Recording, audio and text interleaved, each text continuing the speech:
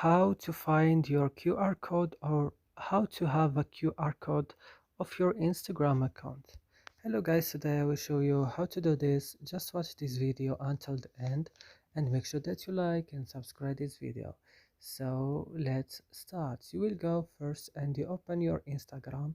Then when your Instagram is opening, you will just go down on your profile here and click.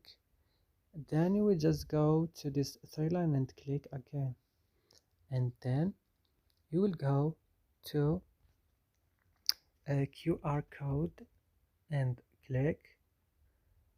Then here you will found this is my QR code of this account, and that's it. I hope this video is useful and helpful. Don't forget to like and subscribe in our channel, and see you next video.